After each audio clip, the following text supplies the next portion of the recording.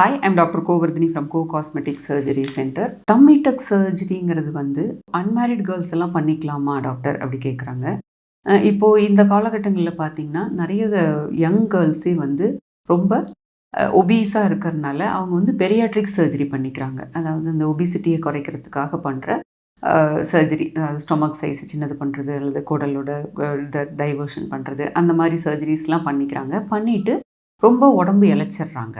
அந்த மாதிரி ரொம்ப குண்டா இருந்து உடம்ப இளைக்கும்போது பார்த்தீங்கன்னா, அந்த எக்ஸ்பேண்ட் ஆன ஸ்கின் வந்து திரும்பி சுருங்கி பழைய நிலைமைக்கு போக முடியறதில்ல.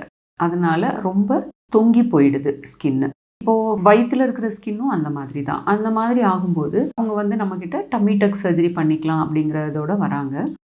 இப்போ பார்த்தீங்கன்னா, அன்மேரிட் கேர்ள்ஸ்க்கு டம்மி டக் சர்ஜரி பண்ணுறதுல என்ன ப்ராப்ளம்னா, இப்போ அவங்க ஃப்யூச்சரில் கல்யாணம் ஆகி அவங்க வந்து கன்சீவ் ஆகுறாங்க அப்படின்னா, அந்த அப்டமன் வந்து எக்ஸ்பேண்ட் ஆகும்போது, அது கொஞ்சம் ஸ்ட்ரென்த்தோட இருக்கணும். அதனால இப்போ வந்து அந்த மாரி ஒபீஸா இருந்து ஒபிசிட்டி சர்ஜரி பண்ணிட்டு, நம்மகிட்ட டம்மி டக் சர்ஜரி பண்ண வர்றவங்களுக்கு மெயினான அட்வைஸ் சொல்றது என்னன்னா, தாராளமா நீங்க டம்மி டக் சர்ஜரி பண்ணிக்கலாம். ஆனா 2 இயர்ஸுக்கு கன்சீவ் ஆகாம இருக்கணும்.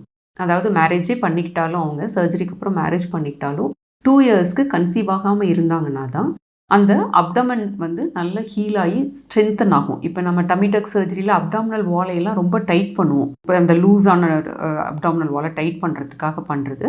அந்த மாதிரி பண்ணிட்டு ஒரு 2 இயர்ஸ் கேப் விட்டா தான் அந்த வூண்ட் நல்லா ஹீல் ஆகி அப்டாமினல் வால் வந்து நல்லா ஸ்ட்ரென்தன் ஆகும். அதுக்கப்புறம் கன்சீவ் ஆனாங்கன்னா ப்ராப்ளம் இருக்காது. அதே மாதிரி இன்னொன்று, இப்போ ஒரு சிலருக்கு ஒரு குழந்தை பிறந்திருக்கும். அதுக்கப்புறம் வந்து ரொம்ப வயிறு சேக் ஆகிருக்கு, டம்மி டக் பண்ணிக்கிறேன்னு வருவாங்க. பட் ஃப்யூச்சரில் குழந்தைங்க பெற்றுக்கிற பிளான் இருக்குது அப்படின்னு சொல்லுவாங்க. அந்த மாதிரி இருக்கிறவங்களுக்கு எங்களோட அட்வைஸ் என்னென்னா, நீங்கள் தாராளமாக பண்ணிக்கலாம்.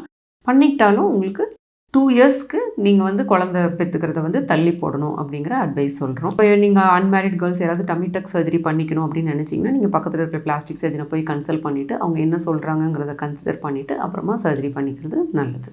Thank you all.